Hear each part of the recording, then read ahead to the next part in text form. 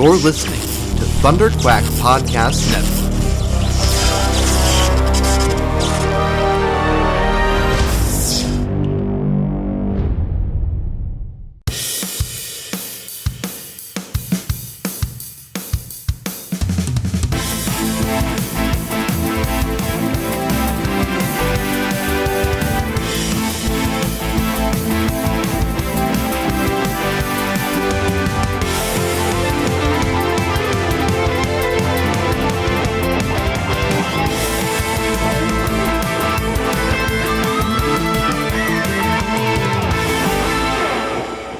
And welcome to Men in Black International Reviewed here on the ThunderQuack Podcast Network.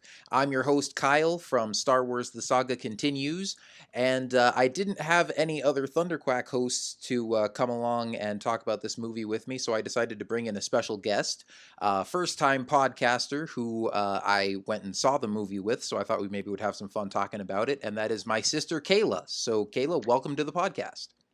Hello. Well, you must be really desperate if you got me to do this, but it was a fun movie, so, and we have fun talking about movies, so let's do it. Yeah, let's jump right into it. So the new format that we do for these ThunderQuack movie reviews will kind of give a general overview of the movie first, without getting into spoilers. So we'll just kind of give like a spoiler-free plot overview and then give some general thoughts on it, if we liked it, if we didn't like it, and then tell you guys, kind of give you our verdict on whether or not we think it's worth seeing. And then the second half of it, we'll get into some more spoiler stuff and just kind of break down everything for those of you that want to be spoiled and just know everything that happens in the movie. But let's jump right in. This is the fourth movie in the Men in Black franchise. The first three, of course, starred Will Smith and Tommy Lee Jones, and this is kind of a sequel, but also definitely a reboot. Neither of those two main characters are in it, and this is a whole new cast. Of course, the two leads are Tessa Thompson and Chris Hemsworth, who we've seen together in Thor Ragnarok, and so I was looking forward to this, just seeing the two of them together, and I figured having Men in Black, an alien movie with those two leads, I thought was going to be enough to just be a fun time at the movies. I didn't have really high expectations going into it, but was mostly just looking forward to seeing those two performances. And I've liked all three of the Men in Black films so far. I mean, the first one, I love. That's one of my favorite Will Smith movies. The second one was not that great, and then I actually liked the third one a lot. I thought Josh Brolin did a really good job playing the younger version of Tommy Lee Jones' character. And that one was it kind of had a nice sentimental side to it. So yeah, I was excited for this going into it. But Kayla, I mean, what were you kind of expecting from this going into it? Just kind of not really a fresh new take on, MIB, just, like better effects, but still the same kind of campiness that comes out of Men in Black movies. I didn't see the third one, and I don't really remember much from the first two because, I saw them when, I was pretty young. But, I was like expecting some laughs, and expecting just, a good time. Yeah, well, I don't know. We'll get into our impressions and whether or not it actually delivered on a good time. Yeah. Suffice it to say, it was not the best of times, not the worst of times. Exactly. Yeah, I mean, as far as the story goes, so Chris Hemsworth plays Agent H, who's like kind of like the James Bond of the Men in Black. Like Kind of, yeah. he's like supposed to be like the suave, charming, good with the ladies, really good at what really he good does. at his job. Yeah, like the top tier, like secret agent, like he's one of the best in MIB. And then Tessa Thompson plays a character named Molly, who eventually joins with the Men in Black and becomes Agent M. And she's really kind of fills that same type of role that Will Smith did with Agent J in the original one, where she is like the outsider coming in from, off the street, basically. And joins up with the Men in Black. And so we're kind of rediscovering all of this from her perspective, because she's the outsider that's, getting her first exposure to all this secret agency and aliens on Earth and all that kind of stuff. So the way the movie starts is we actually start with Agent H and T, who is played by Liam Neeson. They're in Paris fighting off this alien invasion, and we don't really see what happens, but then it kind of becomes part of the backstory throughout the movie later that, they say they stopped this invasion from this hive that, was like this huge alien force that was going to come invade Earth, and the two of them single-handedly stopped it with nothing but their wits and their Series 7D atomizers. Um, and so we see a brief scene of that at the beginning that takes place like in 2016, and then it flashes back like 20 years in the past, where we see Molly as a little girl, and her parents find an alien in their house. The Men in Black show up to take care of it, and they neuralize her parents, which that's when they have the little flashy pen thing that makes people forget stuff. So they erase her parents' memories, and they think Molly's upstairs asleep, and so they don't bother to check her or wipe her memory or anything. And she's watching all this like from her bedroom window. She sees her parents with the Men in Black agents outside, and while she's watching all this, she's got like a pile of stuffed animals next to her, and the little alien creature that was in the house is right there next to her, kind of blending in with her stuffed animals. And it's like this cute little blue and purple fuzzy guy with big eyes. And so Molly instantly like befriends this thing and then helps sneak it out of the house, because she catches on to the fact that like these secret agent guys are here looking for it. So she helps this alien escape, and then grows up the rest of her life believing in aliens and believing that there's this secret organization out there. And she like scores really well on these tests to get into like the FBI and the CIA, and gets accepted into all these agencies, but then they all, kind of turn around and kick her out when they're like, oh, you did great and we're going to place you. And, what division do you want to be in? And she's like, oh, the one that deals with the guys from upstairs. And they suddenly all think she's crazy and, don't want to listen to her. Well, it's less that they kick her out more than like when they don't know what she's talking about, then she like, throws their, application back in their face and it's like, no, because she really wants to be part of MIB because she's like, yeah, she saw all this stuff and she's like, okay, I need to go and find those people and be part of those people. So that's more of the gist. Well, yeah, exactly. I mean, she's not trying to just get into the FBI or the CIA. Like Yeah. she's doing all this to try to get into the Men in Black, because she's like, I remember seeing this as a kid and I want to be part of this. And Yeah. these guys don't know that that's going on. Like the MIB is so secretive and top level that, again, Yeah. the FBI and the CIA are like, this girl's crazy. So all her like applications and stuff are stamped with like red markers saying that she's insane or whatever. I don't But remember seeing that, but it was in her case file when she actually finds the MIB and they're going through her history oh. and stuff, and you see that they had all rejected her and said that she was paranoid or something like that. Oh, I didn't see that. But anyway, so she goes back to work in her dead end job at a call center, but she also is kind of like an alien enthusiast on her own. Like she's got her own computer rigged up where she's tracking like space activity and anything that might be coming towards Earth. And so she finds something that looks suspicious and she tracks it down on her own and ends up finding an alien in New York.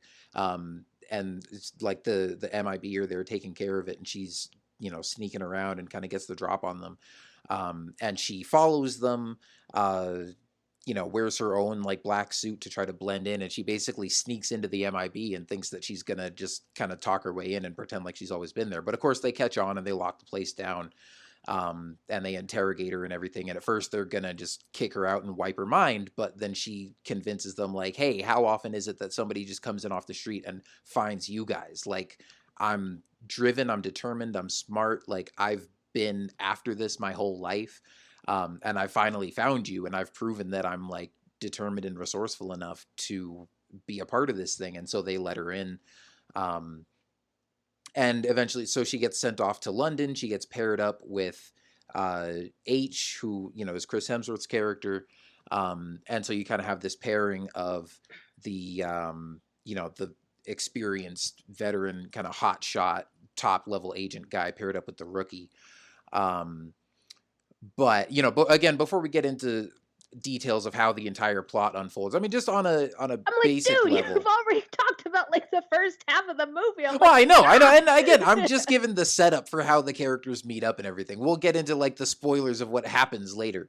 Um, but I mean, it's just on a base level, like there's a lot of globe trotting. I mean, it's called Men in Black International for a reason. They go to a lot of different locations. I mean, they're in New York and London and Paris and I think Marrakesh was this one place that was like in the Middle East or something, and they go to Italy. Um, so a lot of like globe-trotting adventures and just kind of jumping from point A to point B. Obviously, it's Men in Black, so there's a lot of aliens. There's a lot of cool gadgets and technology and weapons. The main bad guys in this movie, I actually thought were really cool. They were like these alien assassins that had kind of this really cool like cosmic kind of design. I mean, if you imagine like a nebula like in a somewhat human form. That's like what these aliens were, and then they end up like melting this guy's face off and taking the form of this one guy. But the aliens are like kind of two separate individuals, but they share the same face and they look like twin brothers um, that are like stalking around and having these weird alien abilities and stuff. So I thought that was a cool idea. Um, but I will say right off the bat, because I talked about like one of the main things I was looking forward to going into this movie was the chemistry between Chris Hemsworth and Tessa Thompson. But I was a little bit surprised and a little bit disappointed that I would really say like Tessa Thompson carries this movie. Like she's the main character. And I don't have a problem with that specifically. What I more had the problem with was the fact that it didn't really feel like Chris Hemsworth got the chance to like he felt a little bit limited in his role, and something is off with his character the entire movie. Um, and you find out later that there's a reason for that. Um, but I just found it hard to connect with his character. Like he has this reputation of being the best at what he does, and he certainly kind of has like the arrogance and cockiness that you would expect might go along with that, but he's also just lazy and sloppy. Like he's fallen asleep at his desk in meetings. He's really like relaxed on the job and like not paying attention to details, or like he misses stuff in these cases that they're trying to solve. um and just the whole movie I couldn't quite tell though, like is this like a central plot point that we're supposed to be like, are they trying to keep us on their toes and like we're gonna find out that something's wrong with him, or did they just write this character really weird? Like he was just off. And again, by the end of the movie you find out what's going on and realize, oh okay, there was a point to all that. But at the same time I felt like I just didn't get to enjoy the interaction between those two characters as much as I was hoping to. Yeah, and kind of for my part, it was kind of hard for me to connect to Tessa Thompson's character because I think they were kind of trying to play this line of like her being awkward but like, really smart. But in the scenes where she's supposed to come off as, like being really like socially awkward and stuff, it didn't like come off to me that way. Like it seemed like she was just trying to be awkward for the sake of being awkward, so it didn't come off as really like real to me cuz Tessa Thompson is like, you know, really charismatic and, good at kind of more like dramatic acting.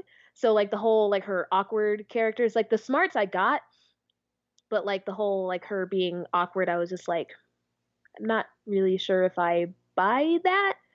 But it's like they were trying to, play the thing of, her being like a newcomer. It's like if you, compare her character to Will Smith's character from the first movie, when he gets brought in and he's just like freaking out all this weird stuff going on. She seems like more, like she was expecting it, but still kind of like weirded out. But, she's like trying to play it off as all cool. But, again, it's like if I were in those situations, because I am a very awkward person, it's like, you know, I would have been a lot more weirded out than she presented herself to be. So I don't know. That's, but I agree with you on the villains though.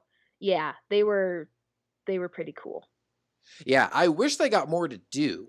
Yeah. And again, we'll come back to that when we get into the spoilers of what actually happens. But it's interesting because I didn't feel that same way that you did about Molly, because I didn't feel like I didn't really feel like they were trying to make her awkward. I mean, like you said, she goes into it, and I mean, she definitely is a little bit out of her element because she hasn't been a part of all this. And, you know, obviously when you become part of like a secret alien crime fighting organization, um, you're going to be a little bit out of your depth. But like you said, she went into it expecting that stuff. Like when Will Smith finds out about all that stuff for the first time, he's like, what the heck is going on? But she's like, I've known that this was going on since I was 6 and nobody believed me. And so finally, like, Yeah. I'm here, like, I want to jump in and get into this. And there were a couple scenes where like they tried to play her off as like that awkward newcomer, but also like right off the bat, she's kind of presented as maybe not like the smartest person in the room, but sometimes like the person in the room with the most common sense. Yeah. Like she almost has that outsider perspective of like, hey, you guys have all been doing this for so long, but like the simple answer is just kind of over here. Um, but I will say, so speaking of awkward things and comedic bits not really sticking the landing, because the other thing, I mean, Men in Black has always been kind of more of like an action comedy, and you go into this like expecting that there's going to be some funny parts and that you're going to get some good laughs. Yeah. And I would say I chuckled a lot during this movie, but there really weren't any like laugh out loud funny moments. I agree. And there were definitely a few scenes that they were trying to play up for laughs that just weren't that funny to begin with, and then they kept dragging it on and trying to milk it, and it's like, I'm not laughing It's at like, this any more than I was 5 minutes ago. Can we move on to the yeah. next scene? um like one specifically that I'm thinking of, like there's a scene where they go to a club and there's an alien named Vungus that they're supposed to protect. He's like, yeah, I think they call him, at least here at the cast list that I'm looking at, he's listed as Vungus the Ugly. Yeah. And he certainly lived up to that name, but he's like a royal from some other planet that's having like a one night layover on Earth on his journey, and they're supposed to like protect him, but then also show him a good time because apparently like the society that he's from kind of frowns on like drinking and partying and all this stuff that he really wants to do while he's on Earth. So um, and this is like his one chance to do it. And so H takes M there and introduces her to this guy, and he's like making like crude like advances on her and being all suggestive with his body language and stuff. And I'm like, is it supposed to be funny that the alien is like almost sexually harassing her? Because it's coming off as just kind of weird and awkward, and he Yeah. It keeps was just, doing it. it was like, that's weird. Yeah. And then there was a group of little chessboard or like chess piece sized aliens that were like on a they basically lived on a chessboard in the back of some guy's antique shop. um and I mean, this is kind of getting into spoilers, but also, I mean, I thought this was going to be a lot more important to the plot, and it ended up not really being important because I'm like, wait, what was their purpose in the story again? um Yeah, they had like, well, let's get into that when we get into spoilers, because there were some things that I had thought about, so in regards to their, but again, that really gets more into the spoilers, so let's yeah. just Okay, we'll move on, save that shall we? for the We'll end. come But there back. was also a bit with those guys, or with one of those guys, where he's like threatening to kill himself and being all over dramatic about it, and I'm like, it feels like they're trying to make like it feels like the filmmakers are expecting people to be laughing at this, but it's just kind of weird. And I don't know, maybe it's because we saw it together in a theater that just, you know, there weren't a lot of people in it. So I mean, maybe those scenes would have gotten more laughs with a bigger crowd. It's always kind of hard to judge with a smaller audience because it's like, oh, maybe it just Well, wasn't my sense of humor, but no, it definitely, for that scene specifically, I think it was the delivery. Like, I think it needed to be actually a little bit more over the top for it to be like really funny, but he didn't quite hit the mark on that. But, you know, again, we can, that's my personal opinion on that particular scene. yeah, I was like, I thought it was funny, but again, it was like, if it's going to go on for that long, it's like, you need to be really, really over dramatic about it. And I was just yeah. like, you didn't quite get to that, level of really like comedic dramedy. So Yeah, comedic and again, I dramedy. mean, there were definitely some parts that were kind of funny, but then like even when it's funny, but then they keep dragging it on, it's like, okay, let's move Yeah. on to the next thing. Um Anyway, so I mean, we've talked about like the main characters, the villains, the humor. Um, Again, the story itself, I thought was pretty mediocre for the most part, and then it got a little better at the end. Because, like I said, there was some stuff along the way that I thought was just either kind of weird or confusing or just kind of bland. But then at the end, you find out there's a reason for it, and it definitely is not like the biggest dramatic twist in all of cinema history by any stretch, but I mean there's a fairly interesting twist at the end Yeah. It that I does kind of keep saw you. coming early on and then forgot about it, and the fact that Yeah. they made me forget about it and kind of made me think in a different direction I thought was kind of clever. So I think there was a lot of kind of like, it's kind of a classic like who done it, and it keeps your attention on different people, and so you're constantly suspecting like other people. So it does make your brain kind of think while you're watching it. It's like, you're trying to guess the twist and mhm. kind of put it together as the movie's going along. But, it's like, yeah, it's not this out of the world, like, crazy, like, oh, I did not see that coming. It was like, I saw it coming. I just didn't know the specifics of how it was going to go down. Yeah, yeah, I mean definitely there's a lot of stuff in here that we've seen other movies do better, Yeah. um but that doesn't necessarily mean it was like really poorly executed in this movie. It was Yeah. all right. It was all Um, right. so let's kind of give like an overall ranking of it before we get into the spoilers. I would say for me personally, like for most of the movie up until the final act, I would probably give it like a 5 out of 10. And then the final like 20 or so minutes of the movie, I would say I'd give that maybe like a 7 out or like 7.5 out of 10.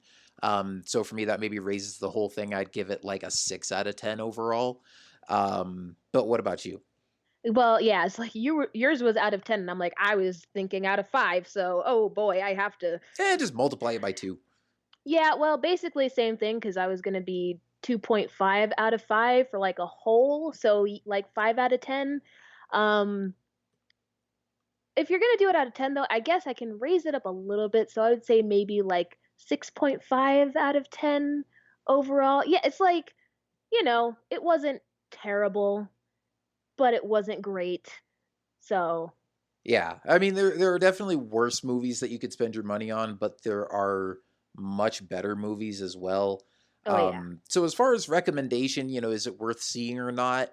Um, I wouldn't necessarily like I it depends on how invested you are in the franchise. Yeah. If you're a fan of the previous Men in Black movies and you want to see what they do with this one, um and there are some nods to the previous movies. I mean, like I said, Will Smith and Tommy Lee Jones don't have cameos or anything, so don't be expecting that. But there is like a painting of them in the MIB headquarters, and so they kind of allude to those characters. Yeah. Emma Thompson is in it as the head of MIB in New York, and I'm pretty sure she was in the third one.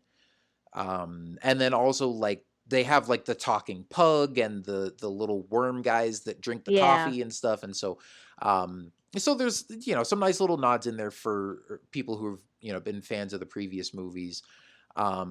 So if you really are invested in Men in Black and want to see the next installment of it, um, and also, I mean, I would say like if you really like these actors, especially Tessa Thompson, because like I said, Chris Hemsworth, I was a little disappointed by, and I don't feel like it was I don't feel like it was his fault. Like it's not like he gave a bad performance. It was more like the way they wrote his character and the way that they chose to utilize him.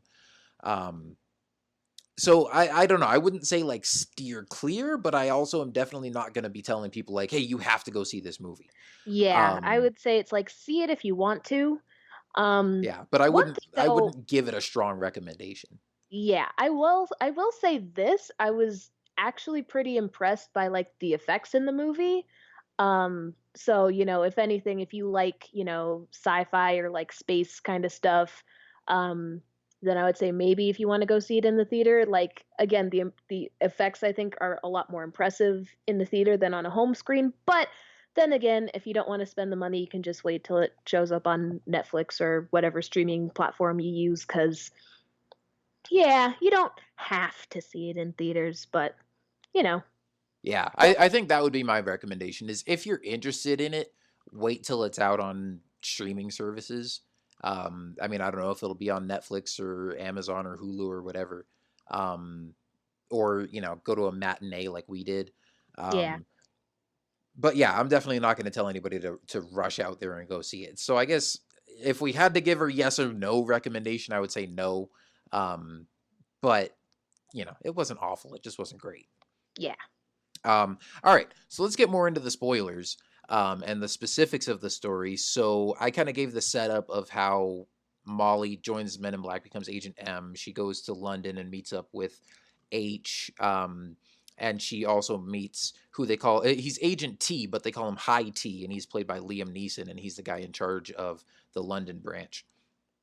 And he sends this. Spoiler alert! He's the bad guy. Yeah, I mean, if we want to just spoil it outright, I was gonna kind of save the twist for the end, but Whatever. um, Might as well. but I will say. So here's the thing: when Molly, or I'll just call her Molly. It's easier to remember than just giving everybody letter names. I'll call them Molly and H and High T. Yeah. Um, but when Molly meets High T for the first time, and like he shakes her hand and he's like, "Oh, welcome to MIB. I heard all about you from the guys at the other place." Um, there was just something off about him a little bit. Like he had just kind of this a little bit of like a creepy smile and just was giving off a weird vibe that made me think Liam Neeson's playing an alien. Um Yeah. but then it was only in that one scene and I forgot about it as the rest of the movie went along. And like I said, there was, that scene at the beginning where you flash back a couple of years and see T and H, and they're on top of the Eiffel Tower fighting off this alien invasion, and then you don't see how it goes down. Yeah. You And just that see that right there there's was a clue. It's like, okay, well, something happened because they mentioned, the aliens, the hive, as being this race that, like takes over people from the inside out. So, like, right away, when you didn't see what went down, I was like, okay, so probably one of them got taken over by the hive. It was just like, you know, which one?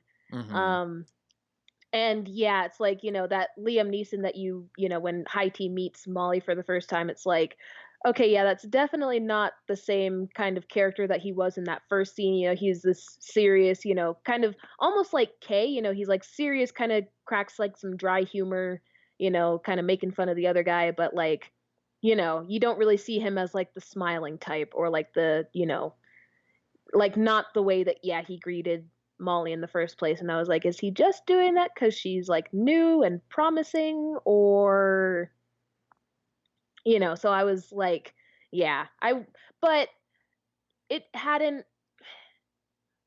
because then they started talking about H, and then like the stuff that he was doing, and it was like, okay, so maybe he's the one who got like taken over. But it kept going, like my suspicions kept shifting. That's where it's like the who done it. It's like, okay, who did the hive take over? And it was like, questioning like which one was like, you know was the mole. right. Well, and like I said, and before we even get into the mole part of it, like again, that was just like when you see him for the first time after that first scene. I think this is the next time you see him in the movie when he meets Molly, and it's like there was no reason to be suspicious and think like, oh, he's the bad guy, because we weren't really looking for a bad guy yet. There was just something weird about him that made me think he's playing an alien. But then he sends H and Molly off to this nightclub to protect Vungus. And that's when we really start seeing that like something weird is going on with H, Yeah. because again, he's supposed to be this top level agent, but when they're having even the briefing before the mission, he's like falling asleep at his desk. And then when they're out at this nightclub, and Molly is the one that's looking around for anything suspicious, and Yeah. H is like, "Oh no, it's fine. Like, come on, loosen up, have some fun." And he keeps trying to get Molly to like, uh, to kind of get cozy with Vungus and kind of get on his good side. And that's when he's being all weird and suggestive, and it was just kind of awkward. Um, but then those two alien assassins come in, and this is after we've initially seen them in their cool kind of spacey like nebulous form, but then they've taken Mhm. on human form, and so they basically look like twin brothers, and they're in Which this. they but they were actually played by twin brothers, which I thought was really cool. Oh, okay. Yeah, I didn't look into that, but Yeah. I mean, you could obviously tell that they were either played by twin brothers or it was like a situation like The Social Network where they had the two characters that were twin brothers, but they had the same guy play both of them and they just Yeah. did a lot of That's green screen and stuff. that's what I thought at first, but then yeah, in the credits it said introducing Les Twins, the Oh, okay. guys. So yeah, they are twins, and I did a little research on them. So they actually were the winners of World of Dance in 2017. Oh. So, they're like these up and coming dancers. So that scene in the nightclub, so they show up and to like start blending in with the people around them, they start dancing. And I was like, okay, so like they got some actual dancers to like, do you know, but again, it was like I wasn't sure if it was one guy or two guys, but it was actually two guys. So I was like, okay, that's pretty cool. And I like that, they actually found twins to do that. Hmm. Cause, it's like it's kind of rare to see in, cinema. It's like, what when you think of like famous twins in movie roles, it's like, oh, the Weasleys. Yeah. Like, so I thought it was really cool to see these two guys like, being twins and like being in this role. Like, despite the fact that they didn't have much to do, like I thought they were, pretty cool bad guys. Yeah, I thought so too. And so they come into the club in this scene, and yeah, it's cool that they got some like actual dancers to play it because it definitely was a physical part. Yeah. But they walk into this club, and again, like I said, they kind of have the ability to like mimic people, right? Because they first come and it's just like this almost formless alien shape, and then they find this guy.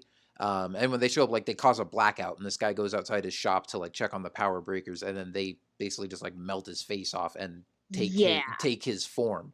That Um, scene was ugh. I was like, I don't like that. yeah, it was a little Oh, creepy, but it was I a little liked the way they creepy. did it though. I thought that was actually really cool. It was well done, but I don't like scary stuff, so I was just like, I'm not having a good time. Yeah, I mean, But honestly, yeah, those guys might have been my favorite aspect of the movie. I don't love like horror movies, but if you want to get me on the edge of my seat a little bit, like in an alien movie, I'm totally okay with that. So yeah, I thought that sequence was pretty cool. yeah, Um, but anyway, so then they come to the club and they're kind of just making their way through the crowd, but you can tell like they're trying to look for a way to blend in. So they're watching all these other people dancing, and one of them starts mimicking their dance moves. And it's funny because it's like he's kind of awkward and janky at first, yeah. But then like and they was get almost kind of into it. funny. And then yeah, and then he really starts getting into it. But it's only one of them that's dancing, and the other one the entire time is standing behind him, just intensely looking over his shoulder at Fungus. Yeah, Um, and Molly picks up on it, and she's like, "Hey, H." 12 o'clock, we got, some suspicious activity. And again, he's just there to have fun. And I guess he's known Fungus for a while too. yeah. He's like, And oh that's yeah, when, we're old buddies and stuff. But Fungus is like fearing for his life, and he's like, hey H, you got to help me out, man. yeah, And he touches him, and I guess Fungus has some ability where he can sense people's intentions or their yeah. That's I state think of that was mind or whatever. a fact of like the alien race, and yeah, like Yeah, it's just part of his biology. he touches H, and he's like, "You've changed." Yeah. And right there, I was like, okay, changed how? Because again, I immediately thought back to like the hive thing, but then I was like, well, I don't think that he's like the hive because I thought that the other two guys like they were hive, but they weren't. Was that the thing? It was like they were a different alien race that had been taken over by the hive, but Right. I don't know. It was, that was one of the things that I kind of didn't like about the story is like they didn't quite make that distinction clear, or like have it, in a way that it really stood out so that you remembered like that was the case. Well, I think what it was is like the MIB, they assumed that these guys either were part of the hive or were sent by the hive, like that they were Right. assassins working for them. Um, but anyway, so they're in the club with Fungus, and these the assassin guys, they like shoot a dart or something at him. Yeah. And he starts like getting sick, and so they get him out of the club. They get him into a car, and he drives away, and the car blows up and like flies into a wall. And so H&M run out there, and the two alien guys are there, and they have a big, standoff with them, a big like gunfight. And this is where they really start pulling out all the gadgets. Like they're pulling hidden gun racks out of their cars and stuff, and pulling Yeah. out all these cool laser blasters and stuff. And then these two brothers, they've got these really cool alien powers where they can like manipulate matter and stuff. So at Oh first, like yeah. they get down on the ground and pretend like they're surrendering, but then they like send shockwaves out of their hands and basically cause like a mini earthquake.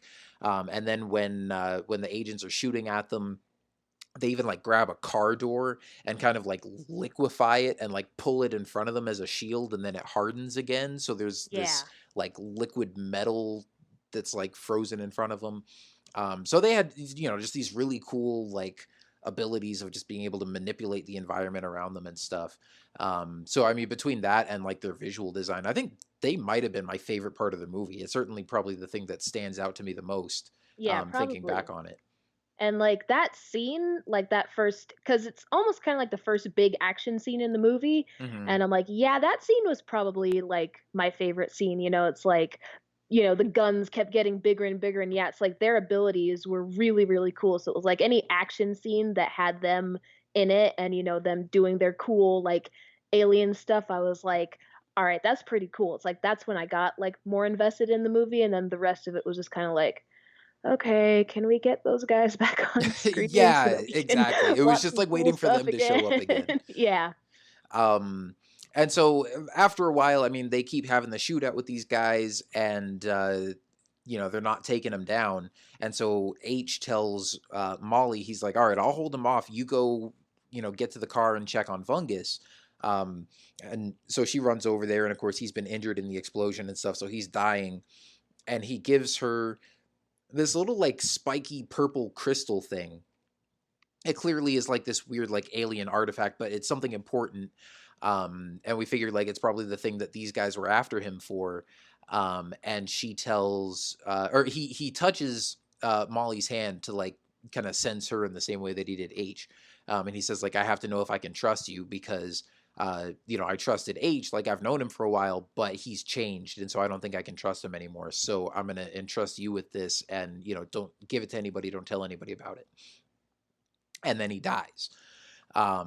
So then the rest of the MIB show up. They show up with a bunch more agents, and so the assassins, take off and retreat. And they all go back to headquarters, and basically just have this big meeting about kind of what went wrong, and how could they have allowed this to happen. And they start to suspect that there's a mole in the MIB, because they're like, well, unless Fungus was really dumb and like just told somebody where he was going, like the only people that knew that he was gonna be in that club tonight were us. And so either he leaked it or somebody in here leaked it. Um, and then there's this other guy named Agent C, who kind of reminded me of like Rick Moranis. He's like a typical like nerdy guy with big glasses, but is also like a kind of a veteran MIB agent. Yeah. And you can tell he's like the one guy that doesn't love H as much as everybody else, and he's kind of onto him like, yeah, you think you're this big shot, but you're like sloppy and lazy and stuff. And you can tell like, okay, so he's suspecting that it's H, but then it's like, well, we don't really know this guy, so can we trust him?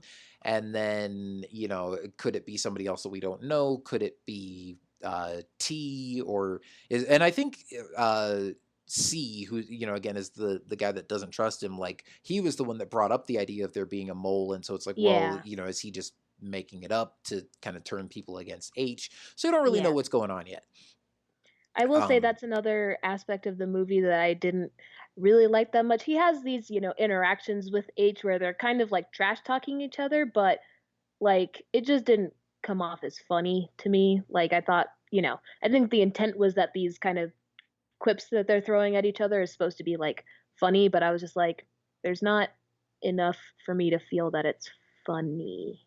yeah, I mean, he definitely was not much of a likable character, but he wasn't like one of those characters where he wasn't like a villain. It's not one of those characters that you love to hate. And it also, he wasn't like a real good like foil to the main characters either, or a Yeah, comic so it's relief or like, anything. Like he was just yeah, kind of it's just there. he was just there. So Yeah. that was just kind of like, mm. But anyways, Yeah. So then and I forget exactly how it all goes down, but I think T says that he's like, okay, Molly, you and C are gonna work this case together. yeah, and then But then he pulls H into his office, and H convinces him to, hey, give me one more chance, and like I really want to see this through. And so T is like, all right, I'll put you in charge of this whole thing. So H is basically like, all right, T put me in charge. Molly, you're coming with me, and they go off to Marrakesh to, I guess, look for clues. Like again, I don't even remember why they went there. I think they Um, went there because Vungus got poisoned by that dart and they had started to run an analysis on it and then it was like, oh, there's only one place that, he could have gotten that and it was in Marrakesh. So that's why oh, they go there. who'd they find that Pretty out sure. from? Dexter Jetster? I don't well, it's like I don't remember. Yeah, I don't remember. I was kind of tuning out at that point. I was like, Yeah, oh, whatever. exactly. Like, I mean, the plot, it was definitely kind of loose and just, Yeah. again, it was kind of just an excuse for them to have it be Men in Black International. And it's one of those movies that you can tell, like, oh, they filmed it all over the world, and then they did the press tour all over the world, and they're obviously trying to attract like a big global audience, and they're really kind of fishing for that international box office money. Yeah, I will Um, say that I did enjoy the different locations because, I like movies like that where you can definitely, it feels like you're in an actual location, like you're in that actual place and not just, in a studio. So, oh yeah. I enjoyed, them, like the Marrakesh scene, like, I thought that was, a pretty cool scene if, it just went on for a little too long, but just like the aesthetics of it I thought were really cool. But yeah, like that's where they find Pawnee. Hmm. Oh, Pawnee. Yeah. Yeah, the Well, so they find and we had seen them in one scene before, and I don't remember if like those twin brothers went there, yeah, they did. but there's this I don't know, think of him like a Middle Eastern equivalent of Jeeves from the original Men in Black movies, where he's the guy that like owns the pawn shop. This guy owns like a weird antiques shop or something, and then he's got like a little mini society of like alien warriors, but they're just like chess pieces living in the back of his shop. And again, I was like, I expected them to play some kind of important role in the story, and they kind of reminded me of, if you think of like the little aliens from the first Men in Black, where they're like the two old guys with the cat, and then you find out that they're actually like a little alien that's inside like a mechanical, like human sized suit. Yeah. And they were the ones that like had the key to the whole thing. It was like, oh, the galaxy is on Orion's belt, and like Orion was the Yeah. cat, and Orion was the it cat had and the like a belt was galaxy inside a the marble. the collar. Yeah. Yeah. So I was thinking that these guys were going to have like a really crucial role to the story. We see them in one scene, the MIB come in the next scene, and they're all dead except for this one little guy. And I'm Yeah. expecting like, oh crap, we're gonna find out like why they were killed, like who killed them, what were they after, like what was the importance of these guys. And instead they spend the entire scene focused on the one little dude that's left, and he's being all over dramatic, and he's like, oh, I failed and my queen is dead and I must kill myself in the most dramatic and gruesome way possible. And he's like holding a sword to his throat with his eyes closed, and then he like opens one eye and looks at them to see Yeah. if they're gonna react. And it was He's like, just I'm like, really going to do it. yeah. Yeah, and I'm again, it really was going to kill like, myself. It will be painful. And that's what I was like, if you're gonna do that, you need to be like really dramatic for it to come off as like really funny. And it was just, because I think so the kind of, they're going for like this is kind of like a warrior, like almost like a samurai type alien race. It's like all these pawns, these soldiers that serve a queen. So, they're like supposed to be kind of like I think they were trying to, invoke Drax from, Guardians of the Galaxy, but again, it just they didn't find that mark. It's like they weren't serious enough for all the stuff to be like, deadpan and funny, but then the, overly dramatic stuff wasn't over dramatic enough, so it fell in that middle area where it's just not that funny. yeah, and there was, like I said, there was more stuff that I wanted to know about in that scene. I'm like, this feels like it should have some dramatic weight or some bearing on the story, but instead they're just playing up this one joke and just dragging it on. And I'm like, okay, well, I guess if we're not going to find out why these guys died or like what the importance is, then maybe we should just move on to the next scene. Yeah, well, Um, what I inferred from the whole scene, so the first scene that you see is, the twins going to them because they're like, we need to kill someone. And they're like, okay. But then it's like, oh, he's this, what, it's Vungus of this, specific alien race. And it's like, that's the one alien race we don't kill. So I think that's why the twins, killed them, is so that they could get, because that little dart that they shoot at Vungus, I'm pretty sure that they got that from the pawn dudes, but oh, okay. they had to kill them all. So this is just what I inferred. Like, the movie doesn't tell you any of that. I'm like, I'm pretty sure that's what happened because, the owner of the shop, you see him all melted on the floor, and that's what happened to the guy that the alien stole the form from. So it's like, oh, Right. well, obviously they were the ones who killed him. But again, it's like, the whole thing with the pawns giving the dart. I'm like, I inferred that. I, you know, had to sit and ruminate on that. It wasn't like explicitly said in the movie. And it's like, yeah, it's like you thought that there was maybe going to be some kind of significance, but I don't know that I really expected any kind of significance out of them, because just from the trailers, you knew that it was just the one dude that was going to be really important. So, Well, yeah. And I mean, it's not like I was expecting them to be main characters for the rest of the movie, but it was mostly like, at least the fact that they were all dead, I was like, oh, this seems like a plot twist, like a Detective Pikachu. Ooh, that's a twist. That's very twisty. that's very twisty. But then they didn't really address it or try to figure it out. But, after hearing what you said about, because I think you're right. This is all like kind of jogging my memory on stuff that I forgot about even during the movie, because again, it wasn't super memorable. Yeah. Um, but yeah, the twins went to them and said like, "Hey, we need to kill somebody." So maybe they did get that weapon from them, and then maybe they went back and killed them afterwards just to cover their tracks. So Yeah. like, the MIB can't find out from you. Like if they trace this weapon back to you, you'll be dead, and they can't use you to get to us. Yeah. Um, but yeah, the one guy was still alive, and he's like, "Oh, I don't have a name because I'm just a pawn," and they name him Pawnee, and then he swears his allegiance to M as his new queen. And so H and M get a cute little pawn sidekick with them for the rest of the movie.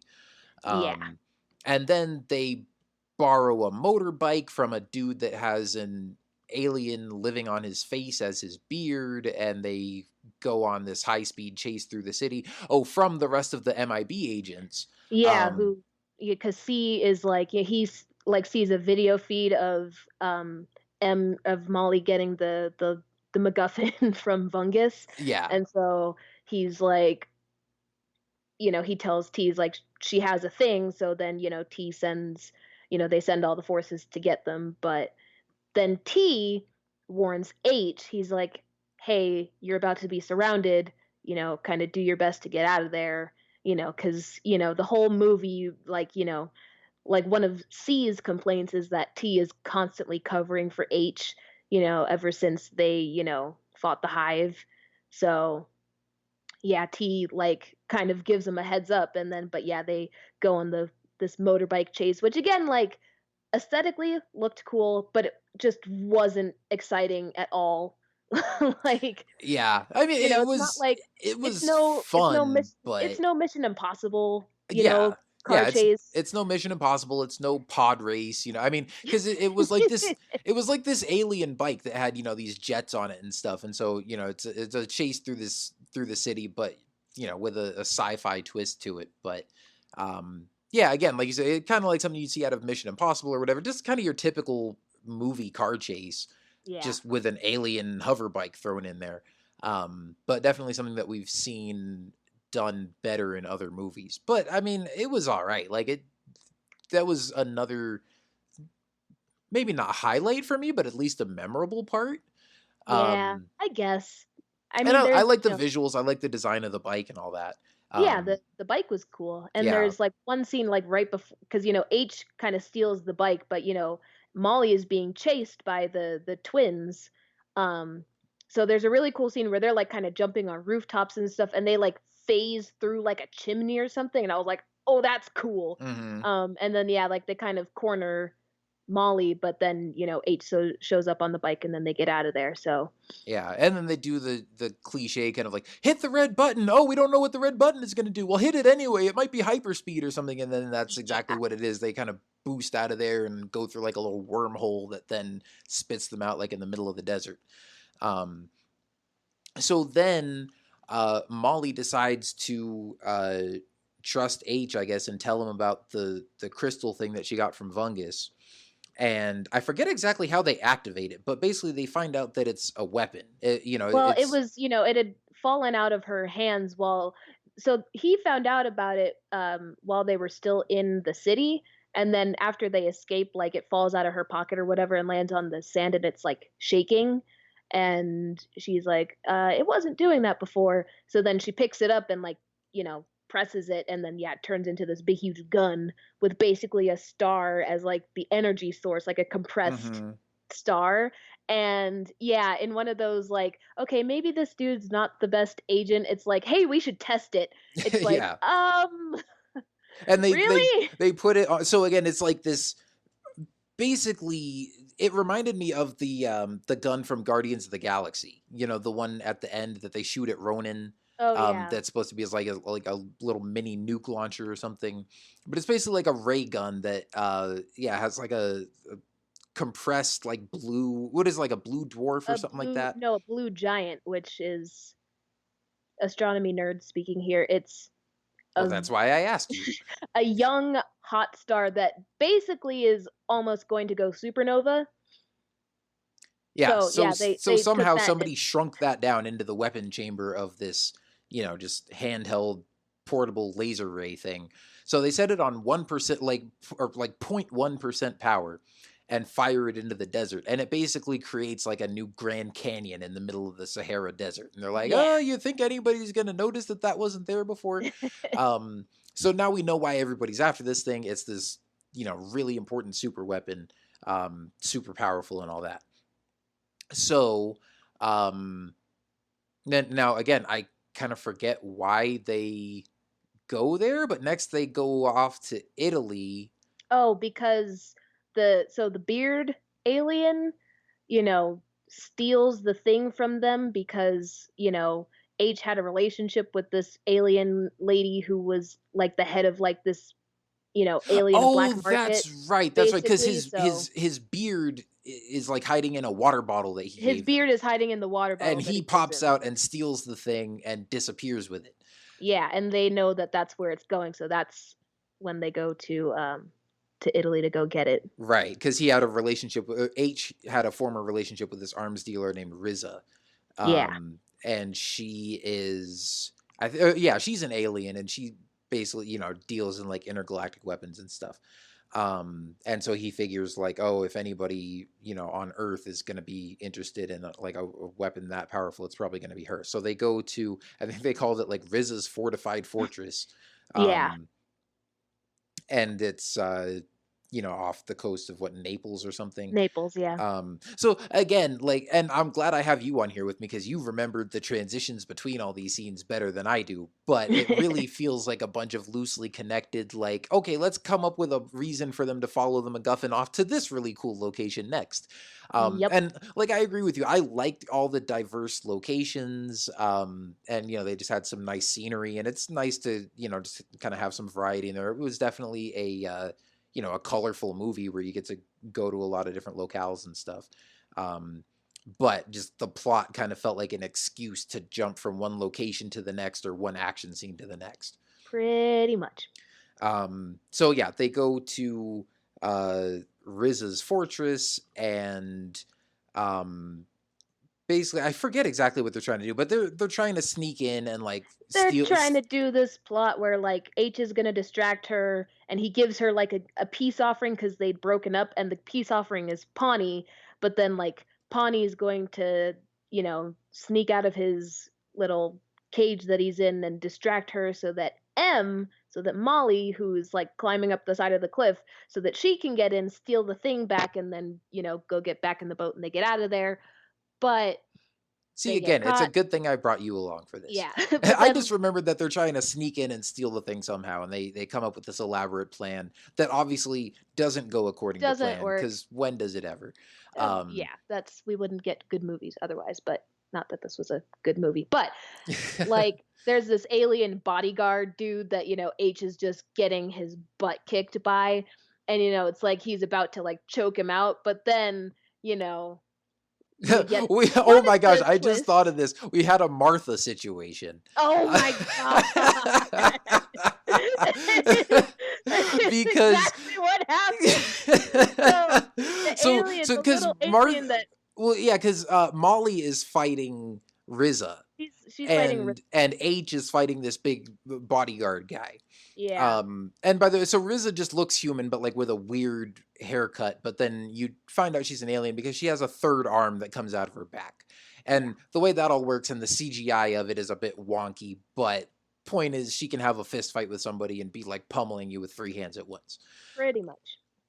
But yeah, then at one point I forget exactly how it goes down, but she mentions the She name of mentions the name of the alien race, and then yeah of Molly the species of remembers her that bodyguard. when the MIB flashed her parents, they were like, "Oh yeah, it's this kind of alien that's running around in your kitchen." But just look right here, and she, the alien had said something to her before she helped it escape, so she repeated those words, and surprise, it's the same alien. He's just all grown up and huge now. So apparently, like the words that he'd said, it's like, I will, whoever you pick, I will kill in the most painful way possible, or Yeah, something he like was that. this cute little almost like It almost looks gizmo like a yeah, like a gremlin or like a Furby. yeah, but it's like a small little cute guy that apparently was going to grow up to be this vicious killer.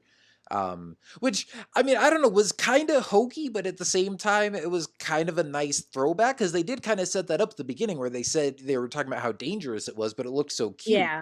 And it was like then it ran off and I thought nothing of it. But then you Mhm. find out that later he did grow up to be like this vicious killer and bodyguard and everything, but then still had a soft spot for this little girl that saved him when he was a kid. So I don't know. I mean, it was It was cute, but it was cliche. yeah, yeah, But it was like, I kind of think I was like, "Aw, that's nice." Like despite the fact I'm like, "Oh wow, that's what a cliche," but it's like I'll allow it. exactly, exactly.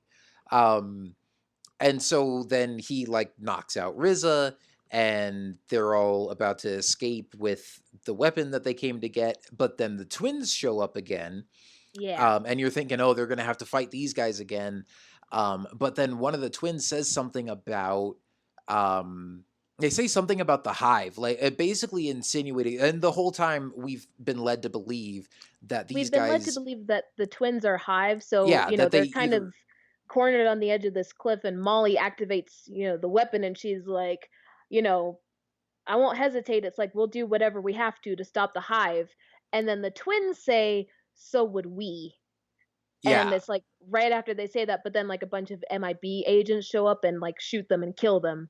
yeah. And you're like, okay, And that Liam was Neeson weird. says he's like, oh, nothing in the universe that can't be stopped with the right voltage.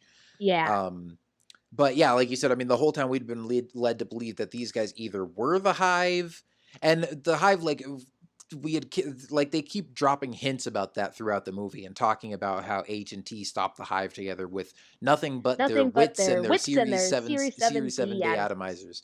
Yeah. Um, and then but again they had also talked about it in reference to these twins and said like, so we were led to think that either they were the Hive or they were agents of the Hive, and then right here at the end they insinuate that they're trying to protect themselves from the Hive and that's why they want the weapon, and then Yeah. the MIB show up and disintegrate them, and I was kind of left there sitting like, well, I mean, that's kind of an interesting twist, but also I was kind of disappointed because I mean, those guys were really cool, and I thought Yeah, we were they going were to really have a cool. big final showdown, and they just got rid of them that easily. Like, oh, that's it.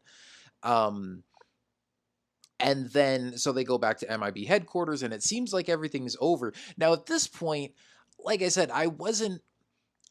I definitely thought the movie overall was pretty mediocre up to this point, and so I was like, I'm going to be really disappointed if it just ends here and that's going to be a really disappointing movie. But I also wouldn't really be surprised if it did. You know, like I thought there has to be more to this, but I also didn't want to get my hopes up.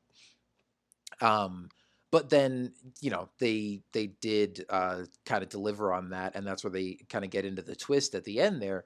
And again, all along, like H has just been acting weird and really out of character. I mean, I say out of character. It's not like we've really seen him any other way, but we're led It's to just not as the character he was like set up to exactly be. like the way that people talk about him and his backstory and the agent that he's supposed to be is not the guy that we get. And then people talk about how he's changed and stuff. Yeah. But Um, so, eventually they're thinking about this. It's like H and Molly are like, they're contemplating the twins' words, and then they, you know, go back because they were like, how did, the MIB know where we were? And, Molly had gotten this pocket watch as a gift from High T, like when she first showed up, and it's like it was a tracker. So it was like tracking them. And that's how they showed up to Naples. But then like, you know, they go and they're like, can we see that, whatever evidence? And she's like, it does not exist. And it's like they realized like the only one who could have deleted whatever evidence they were looking for would have been High T. So, right. And you know, then Molly asks H, she goes, how did you beat the hive? right. And I think they go to T's office and he's not there. Like I think they Yeah. go to confront T in his office and he's not there.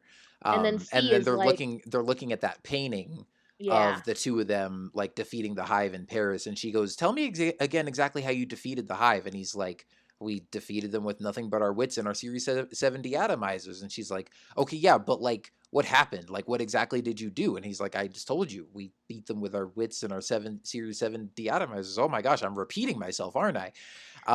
Because again, they've kind of led you to believe this whole time that maybe he's the one that was compromised and that maybe he was infected by the hive and they're somehow controlling him.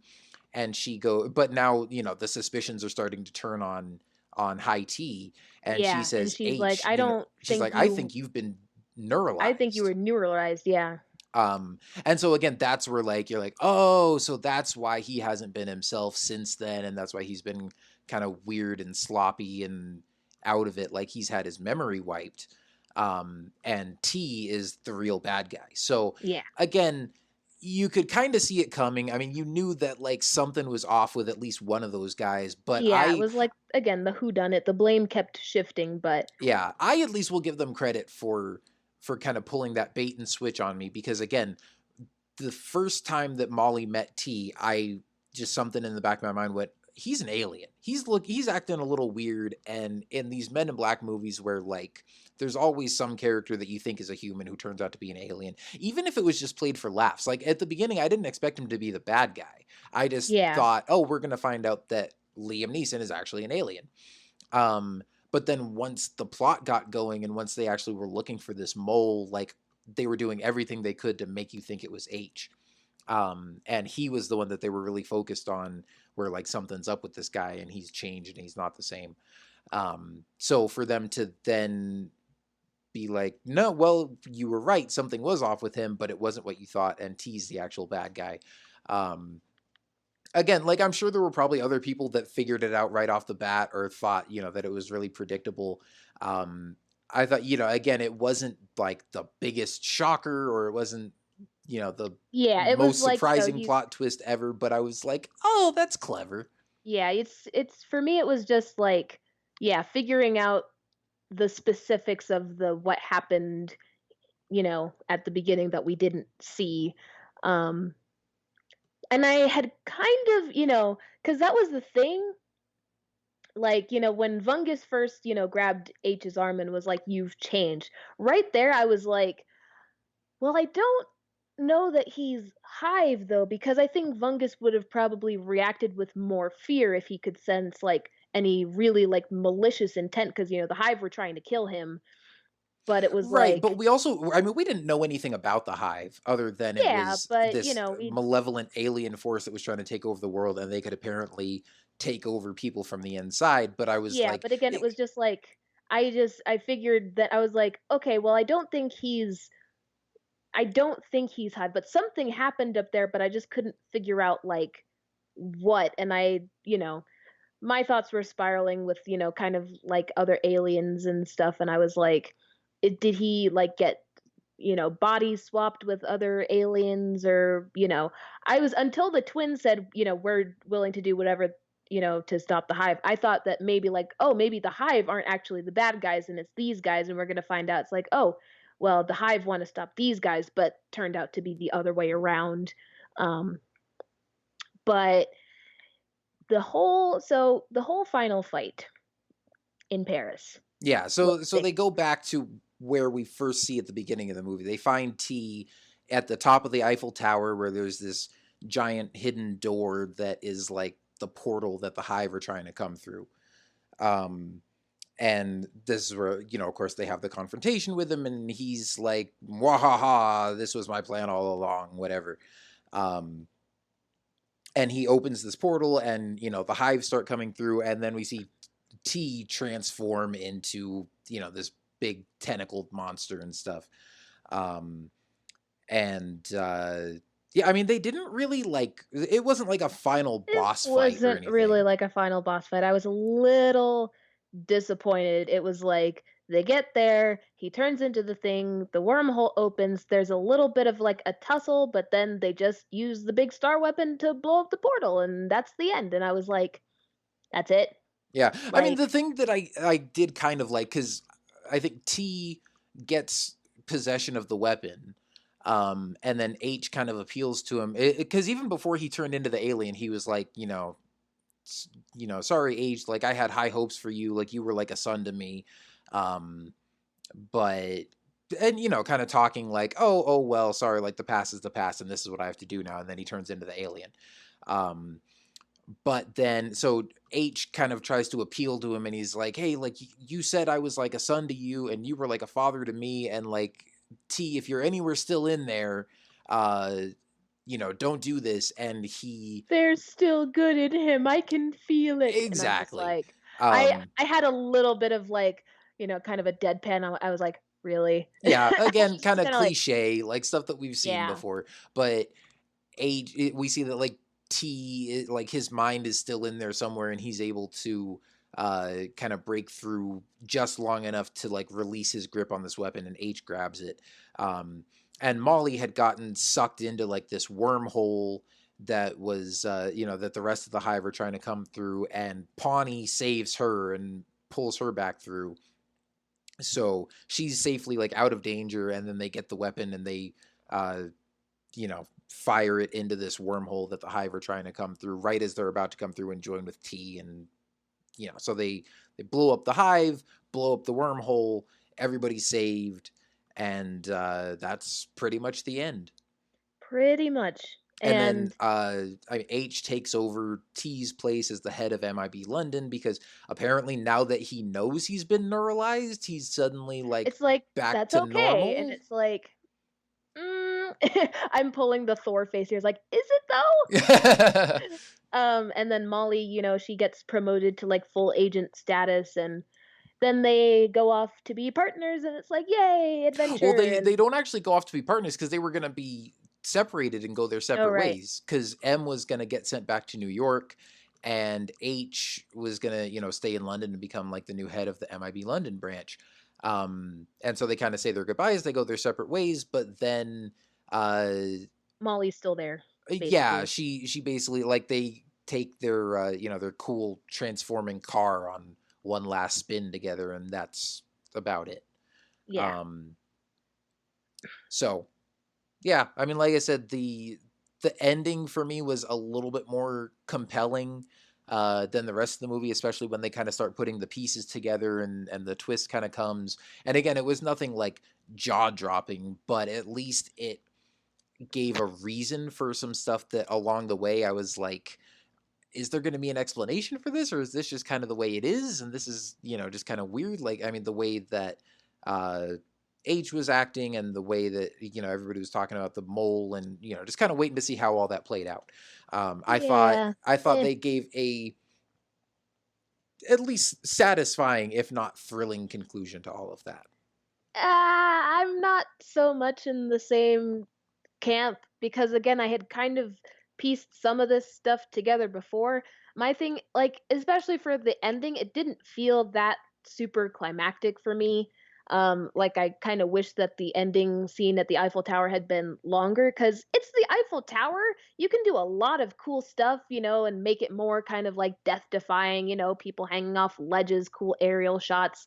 And the fight to me, it was just like when they're in Riz's fortress, there's like this really long fist fight that's going on between, the different characters. And it's like, I feel like that should have been shorter and the final fight should have been longer because I was just like, you know, the hive is built up to be like this, really evil thing. And it was, pretty much just like Liam Neeson's character that, they were fighting. So I was just like, I was not super thrilled with the ending. Like, yes, like, you know, but this is why we're siblings. We disagree on things. Yeah. Well, and I mean, it sounds like we were expecting different things from it too, because by that point, I mean, and it's not a super long movie, but it had already gone long enough that I was like, okay, like I'm ready for it to be over, but like I still need more answers. And we'd already had some fight scenes and some chase scenes and stuff. So I wasn't hoping for like a big, long, drawn out fight or like a big epic conclusion. I more just wanted story answers and resolution and for them to kind of put all the pieces together. And so I think that's why it was more satisfying for me. Um, and I mean, yeah, it definitely could have been more exciting, or they could have done more with the spectacle, or had it be a bigger fight at the end. But at the same time, I mean, it's not like I was hoping for a final fight with those twins because they had the cool powers and the Yeah, physicality and everything. I mean, when I Liam Neeson know. turned into the alien, he was just like this big tentacle monster, and it's like, well, he either We've would have seen just a bunch of tentacle monsters before, and yeah, it's and like, he either would have just picked him up and flung him off the Eiffel Tower, or they would have stood there and just blasted him into goo with their laser guns. And so I don't. I think it was a smart move for them to not try to make a big fight scene out of it because I think by that point of the movie I would have been like, oh, here we go with more guns and action, and I'm just gonna wait for this to all play out. I But kind of like I that was though. more interested. I was more I'm interested in like, it just for the story aspect. see, for me though, it's like those, when I think of Men in Black, I think of people in suits with those big, huge, shiny silver guns just blasting aliens into dust. And that's what I wanted out of the end. And it was like you didn't really get that much of, them like really like, using big, shiny silver guns to shoot the Liam Neeson alien. It was like, they were getting thrown around and stuff, and then they just used the star weapon at the end. But it was like, yeah, I think that's why that first scene with the first fight scene with twins. Yeah, I probably my favorite scene in the movie because it like that was the scene that felt the most like Men in Black to me. So you know, the Yeah. rest of the movie was another part of the problem. It's like it didn't really feel like a Men in Black movie otherwise. But Yeah, I mean, I would say it felt like a Men in Black movie, just not a great one. Like yeah, it felt like they kind of had some boxes that they checked off of, again, like okay, it's Men in Black, so obviously we got to have good-looking lead characters in their sharp dress suits, and we got the cool uh, weapons and the gadgets and the transforming car and the aliens and throw a few throwbacks to the originals in there. But it certainly didn't reinvent the wheel. And it yeah, didn't really do anything new or exciting. And I certainly am not going to be eagerly anticipating like a sequel with these new characters. Um, and I mean, based off the box office performance, it seems like it's probably not going to get one. But I I don't think so. wouldn't have expected a sequel after Men in Black 3 either. So I mean, who knows? Somebody might try again in another 5 or 10 years. But um, yeah, I don't know. Eh, I mean, we may slightly disagree on what stuff we liked and what stuff we didn't like, but I think overall we came to the same conclusion that it was all right. it was alright. It wasn't terrible, but I don't know that you need to go spend your money on it in the Yeah. theater. I mean, heck, after I think my score has dropped a little bit. Like after all that stuff we talked about, I'm like, I'll just give it a solid 5 out of 10. Yeah, it's like again, like if anything, I'm like the visuals were good. Chris Hemsworth looks great in a suit. Uh, you know, like But yeah, there are definitely better movies out there right now to go watch, Yeah, I mean, especially heck, in Lion theaters. King's coming out, Toy Story's coming out. They're re-releasing Endgame with Oh, some extra joy. features and stuff that just got announced today, which I thought Endgame was Really? still in theaters. Oh yeah, And they said it is. yeah, but apparently at the end of this month they're re-releasing it with a couple of like post-credit scenes and like a tribute to the whole MCU and stuff like that. They So, really um, wanna be Avatar, that's what's oh going yeah. Well, and I on. was expecting them to do that at some point this year anyway, because Avatar did the same thing. I mean, they Yeah. re-released it over like either in August or like Labor Day weekend or something. So I figured Avengers would do the Labor Day same. was the that was the first Avengers. I think Avatar got re-released, like, in because Avatar came out, like, in December, I think, Right. and they re-released it in, like, yeah, maybe it was August, I don't know, but I then, think like, it was August. but But yeah, like, the first Avengers was came out in May, and then, yeah, they had a re-release in for Labor Day yeah. because So I I specifically was remember going to see it again. I was expecting them to do that at some point with Endgame, but Not this for soon. it to be at the end of June, I'm like, oh man, they really want that record like just Yeah. done and out of the way. Yeah. Um, but anyway, that's a topic for a whole different podcast. Indeed. Um, but yeah, I think that's our thoughts on Men in Black International. Um, Kayla, thanks for joining me. We have a blast talking movies all the time. Anyways, just the Yep. two of us. I figured, uh, might as well have you on here to talk about it with me since we saw it together. And I'm glad you were here because you remembered more of it than I did. You're welcome. um, so thank you to all of you guys for listening. As always, be sure to check out thunderquack.com for all the great podcasts in the podcast network. You can find me on Star Wars The Saga Continues if you want to hear me and my friends Tim and Paul talk all things Star Wars. And we got a lot of other great shows over there too that you should check out. If you enjoy hearing these movie reactions, or like listening to any of the other shows on the network, and you want to support us, you can do that in two ways. First of all, you can pick up some merch at store.thunderquack.com, or you can also head to our Patreon page at patreon.com/thunderquack, and pledge your support there. And we have different prize tiers starting at just $1 a month, which gets you access to the exclusive ThunderQuack podcast group on Facebook, and the exclusive ThunderQuack podcast. And that's just at the $1 tier. So got some great content there, and I know we have just a lot of fun discussions about movies and all kinds of nerdy stuff over on that Facebook group. So you can go ahead and check that out if you're interested, and we always greatly appreciate any support we get from you guys. And hope to just keep creating some great podcast content for you. I'm sure there's going to be plenty more movie reviews like this throughout the summer, because there's a lot of movies coming out this summer. So stay tuned for more. We'll see you next time, and thanks for listening.